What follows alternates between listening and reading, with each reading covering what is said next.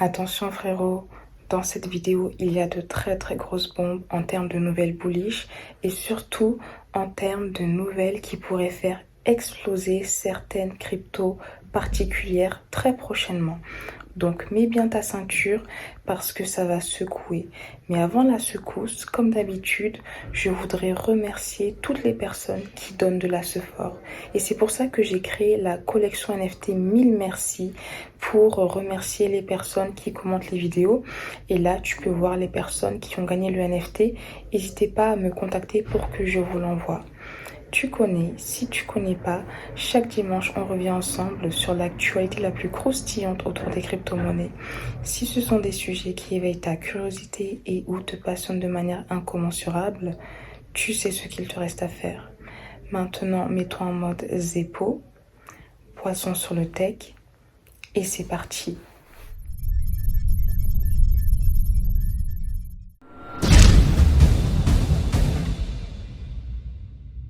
Avant de te partager les nouvelles croustillantes, je voudrais faire un petit point sur le Club Alpha parce que là, on est en plein dans le challenge 10K. On a mis plusieurs bracos en place qui se sont réalisés avec succès. Sur le dernier braquage, on a fait un x2 en 4 jours, c'est le feu. Et je te préviens, c'est quelque chose que je dis toujours, je ne fais pas de trading, je ne suis pas du tout trader. Et actuellement, on est à 100% focus sur l'analyse fondamentale et la recherche de crypto-pépites x100. Et quand je dis crypto-pépites x100, on se concentre sur les pépites, les cryptos qui ont une market cap inférieure à 50 millions de dollars. Alors là, encore une fois, deuxième disclaimer, c'est très risqué. Donc pour le rejoindre, il faut vraiment avoir un mental d'acier. C'est pas pour tout le monde. Il faut aimer le risque. Donc si c'est quelque chose qui t'intéresse et que tu veux voir les dingueries qu'on est en train de faire, tu peux nous rejoindre. C'est toi qui vois. Mais si tu es dedans, tu vois très bien ce qu'on est en train de faire. Et dans tous les cas, je ferai une vidéo sur YouTube où je te partagerai le déroulement de A à Z d'un braquage dans le Club Alpha pour que tu puisses voir ce qu'on fait. Et si tu veux le faire de ton côté, tu peux le faire. Mais dis-toi que dans le Club Alpha, c'est vraiment l'union qui fait la force parce qu'on met en avant l'intelligence collective et c'est comme ça qu'on arrive à trouver des pépites et à faire des dingueries, tout simplement. Bon, déjà, tu sais qu'ici, on est team décentralisation. J'encourage toujours à se décentraliser au maximum. Même si parfois, je l'avoue que par souci de simplicité, les plateformes centralisées peuvent être une très très bonne option et peuvent aussi faire office d'escale avant de rediriger nos fonds vers des DEX ou des cold wallets. En termes de sexe, moi j'utilise BitGet depuis un certain temps, c'est le feu.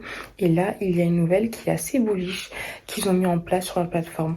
En fait, ils ont un système où ils sélectionnent les nouveaux projets IP pour les rendre disponibles sur leur plateforme. Et par exemple, il y a une crypto que j'avais partagée dans le Club Alpha. Je voulais rentrer dedans, mais j'ai raté le train. Et comme j'ai pas voulu FOMO, j'ai perdu une opportunité. Mais bon, c'est pas grave parce que dans la crypto, les opportunités viennent et partent. Il faut pas FOMO. Mais cette crypto, c'est le Grail. Nous, on l'a vu à 500, elle est montée jusqu'à 2500. Et tu vois, le Grail, c'est le genre de crypto pépite que BitGet partage parfois en avant-première sur leur plateforme. Et en plus, au-delà de ça, ils ont mis en place une offre où si tu fais un virement SEPA, tu peux recevoir 20 dollars en USDT, pourquoi pas. 20 dollars à mettre, pourquoi pas, dans une crypto pépite qui après faire un x100. Ça peut être intéressant. En tout cas, tu fais ce que tu veux, mais je te partage le plan, ça t'intéresse, le lien est en description. NFA, Dior, la crypto, c'est très très risqué. Donc encore une fois, si t'es pas prêt à supporter le risque, frérot, déjà supprime la vidéo et ne t'inscris pas sur BitGet. Mais après, si t'es quelqu'un qui a conscience des risques et que tu veux saisir l'opportunité, tu pourras retrouver le lien en description. Ça fait quelques semaines que la airdrop saison a repris et là, c'est la plateforme NFT Blur qui rince ses utilisateurs. C'est-à-dire que les personnes ont reçu un airdrop en Blur de 3 à 5 chiffres en fonction de leur interaction avec la marketplace. Concernant Blur, il faut savoir qu'en janvier, c'était la troisième plus grosse marketplace NFT en termes de volume. Mais le phénomène assez particulier, c'est qu'après le airdrop, le prix de la crypto a littéralement chuté. Le prix de la crypto a baissé de 84% et est passé de 5 dollars à 84 centimes. Et c'est malheureusement un phénomène qu'on peut souvent remarquer après qu'une plateforme distribue un airdrop. Et c'est aussi une raison qui fait qu'il y a certaines plateformes qui connaissent une activité élevée artificielle parce que les gens essaient de spéculer pour recevoir un potentiel airdrop. Et c'est aussi pour ça qu'il faut parfois se méfier de ces plateformes-là. Attention, je ne suis pas en train de dire que Blur est une mauvaise plateforme, mais là, après qu'elle ait distribué son airdrop, c'est vraiment le moment où elle va devoir faire ses preuves. Parce que les personnes qui vont rester ne seront plus là pour le airdrop quand le airdrop est passé, mais elles devront rester pour la proposition de valeur de la plateforme en question. D'ailleurs, si tu es team NFT, n'hésite pas à me dire si tu utilises souvent la plateforme Blur. Tu sais que moi, c'est quelque chose que je regarde de loin, mais ça va être intéressant de voir si Blur va réussir à s'imposer au même niveau qu'OpenSea, si ce n'est la dépasser. Dans la catégorie Je porte plainte, on va revenir sur deux histoires sombres de l'année 2022. Et pour la première histoire, on va rappeler nos refs, les gens de la SEC. Parce que la SEC a décidé de porter plainte contre Terraform Labs et Do Kwon pour avoir orchestré une fraude de plusieurs milliards de dollars avec le crash de Terra Luna et l'UST qui a des pegs, on va pas revenir sur ça. La deuxième plainte nous vient des créanciers de Celsius. Les créanciers de Celsius portent plainte contre les dirigeants pour récupérer les millions que ces dirigeants ont encaissés avant la faillite de l'entreprise. Parce qu'il faut vraiment rappeler que Celsius avait littéralement créé un Ponzi avec leur crypto Cell pour justement prendre l'argent de leurs utilisateurs. Il faut également rappeler que Celsius faisait partie des projets crypto qui avaient levé le plus de fonds ces dernières années. C'est pour ça qu'il faut se méfier même des projets qui lèvent des fonds auprès de fonds réputés parce qu'il y a toujours des bails noirs qui se passent et même ces fonds-là qui investissent dans des projets, on ne sait pas ce qu'ils font dans la crypto, faut tout le temps se méfier parce que c'est extrêmement risqué. La crypto OKB, elle a cassé son ATH. Tu sais pourquoi? Parce que la plateforme OKX, donc c'est un sexe, elle a annoncé lancer sa blockchain. Et alors, on voit qu'ils veulent surfer sur la tendance DeFi. Et je pense que c'est quelque chose qui peut être intéressant pour les utilisateurs d'OKX parce que de manière générale, et je te l'ai dit juste avant, il faut se décentraliser au maximum. Et je pense que pour avoir des arguments concurrentiels face à ses opposants, les SEX vont devoir mettre en place des services pour que les personnes puissent facilement utiliser la DeFi. Alors, avec le lancement de leur blockchain, on dirait que OKX souhaite créer un écosystème similaire à Binance et la Binance Chain. Est-ce qu'ils vont réussir? Est-ce qu'ils vont un jour être le sexe numéro 1 et détrôner Binance? L'avenir nous le dira. En tout cas, si OKX est une plateforme que tu utilises, n'hésite pas à me partager tes retours en commentaire. Perso, je ne l'utilise pas. Tu sais quelle est ma plateforme centralisée de prédilection, en tout cas à l'heure où je parle. Les NFT sur Bitcoin commencent à faire de plus en plus de bruit. Alors ça fait polémique, ce n'est pas quelque chose qui fait l'unanimité, mais en tout cas, il y a des résultats qui sont présents. Par exemple, il y a déjà eu plus de 76 000 NFT qui ont été mintés. Alors là, je te partage une nouvelle insolite. Même moi, j'ai été choquée, c'est pour ça. Lis bien la capture d'écran pour que tu puisses voir que je ne suis pas en train de sortir cette nouvelle de mon chapeau. Mais on a appris que quelqu'un a littéralement vendu son P sur Bitcoin ordinal pour 280 000 dollars. Donc en gros, le ref, il a pété, il a enregistré, il a vendu ça sur la plateforme, il s'est fait 280K. Ça a l'air d'être un business assez profitable, hein. Mais bon, bref. Autre nouvelle assez particulière, il y a un Bitcoin Punk ordinal qui s'est vendu pour 9,5 Bitcoin, soit à peu près 214 000 dollars. Donc on voit qu'il y a des résultats spectaculaires, un peu similaires à ce qu'on avait pu voir concernant les NFT sur Ethereum. Alors, est-ce que les NFT sur Bitcoin sont simplement une phase passagère ou est-ce qu'ils vont s'inscrire sur la durée comme les NFT sur Ethereum? N'hésite pas à me dire ce que tu en penses. Je regarde ça de très loin. Par contre, c'est assez intéressant, voire assez drôle. Dinguerie de la catégorie Web3. Dans la catégorie Web3, je fais les dingueries qui montrent que la Les dingueries du Web3 nous montrent que l'adoption massive est en cours plus que jamais. On va parler de Spotify. Ça fait depuis longtemps qu'ils mettent en place plusieurs services pour rendre le Web3 accessible à tous leurs utilisateurs. Et là, ils continuent. Ils continuent d'intégrer des outils pour permettre aux commerçants de tirer parti du Web3 très facilement. Donc en gros, là, si tu es e-commerçant, tu pourras rendre des parties de ton e-shop accessibles uniquement aux personnes qui détiennent un NFT particulier. Et ça, c'est très pertinent. Et franchement, si tu as un e-shop sur Shopify, je t'invite à tirer profit des fonctionnalités du Web3 dès maintenant pour avoir une longueur d'avance sur la concurrence. Il y a également Puma qui lance une collection NFT PFP.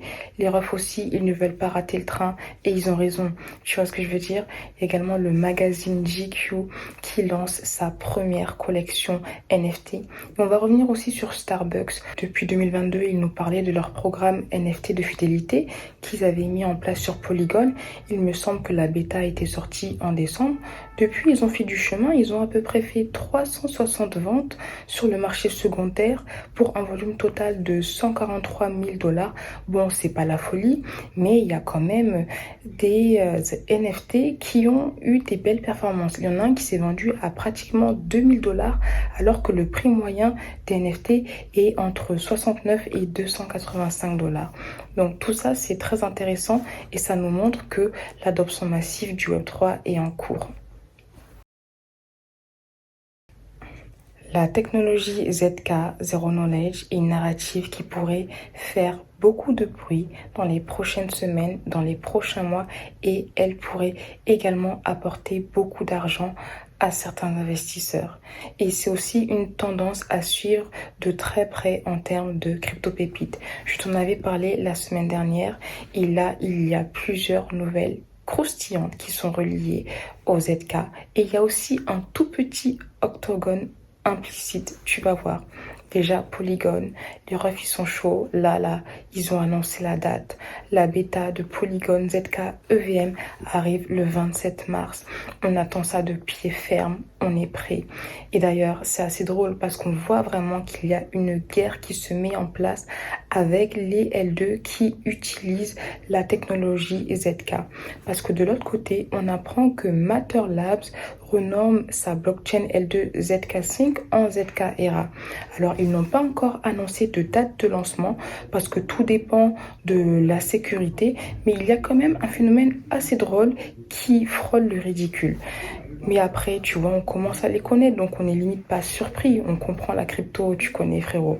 Donc le CIO a quand même dit à CoinDesk qu'il préfère mettre la sécurité au-dessus de la hype marketing.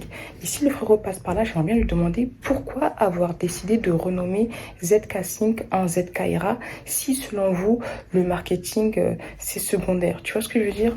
Bref, en tout cas, concernant la technologie ZK, il y a des cryptos qui pourraient exploser. Je pense que Matic a de belles performances futures à venir et je pense aussi que IMX pourrait aussi bien performer. Et d'ailleurs, concernant Polygon, il y a d'autres nouvelles très bullish à te partager. Je te les partage tout à l'heure, donc reste bien connecté et si ce n'est pas encore fait, abonne-toi parce que là, frérot, ces nouvelles-là, il faut qu'on en tire parti pour pouvoir se positionner et faire gonfler le portefeuille parce que c'est aussi l'objectif de la chaîne.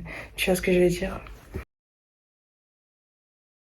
Filecoin, c'est aussi un projet très intéressant et prometteur à suivre. Là, on a appris qu'ils allaient lancer les smart contracts sur leur blockchain et ça pourrait apporter encore plus d'attractivité à leur blockchain. Et c'est d'ailleurs déjà quelque chose qu'on peut remarquer dans les données de la blockchain parce qu'on voit qu'il y a eu un pic sur leur TVL et il y a également le prix qui a bien réagi. Comme on est dans la DeFi, autre point intéressant, c'est qu'il y a Arbitrum qui a dépassé la Binance Chain en termes de volume d'échanges sur les DEX. En une semaine, ils ont fait plus 25%. Et si tu es dans le club alpha, frérot, tu as dû voir les dingueries qu'on est en train de faire et qui se passent sur Arbitrum. J'invente rien. Et je t'invite très fortement à Dior, ces blockchains, ces projets-là, et rechercher aussi les crypto-pépites, parce que même si on est en bear market, il y a certains projets qui actuellement sont en train de connaître des croissances folles. Et même sur la BSC, en vrai là je te partage pas toutes les choses que je vois, sinon je ferai des vidéos de 45 heures. Mais même sur la BSC, il y a la DeFi aussi qui commence à prendre, et il y a des projets qui sont en train de tirer leur épingle du jeu et faire des performances exceptionnelles. En tout cas, dans la partie 2, je vais te partager d'autres grosses dingueries sur Polygon, et on va aussi voir quelle est la blockchain, la crypto, pardon, sur laquelle les institutionnels sont très bullish. On va voir aussi qu'OpenSea commence à prendre la confiance et qu'ils n'ont pas très bien compris le concept de Web3. C'est assez particulier. On va aussi voir une grosse entreprise Web2 qui est bullish sur le Web3. C'est le feu. Si la partie 2 est déjà disponible, tu la retrouveras dans la description de cette vidéo, et sinon je te dis à demain pour la suite. Merci encore pour ton temps. N'hésite pas à me partager tes retours en commentaire, en sachant que je vais en tirer pour que ces personnes puissent gagner un NFT de la collection 1000 merci. Et pour donner de la support, tu peux aussi mettre un petit pouce j'aime, t'abonner à la chaîne. Merci encore, et je te dis à très très vite, ou à tout de suite dans le club alpha si tu fais partie des gens qui n'ont pas peur du risque et qui sont prêts à prendre des risques pour gagner plus. Tu connais.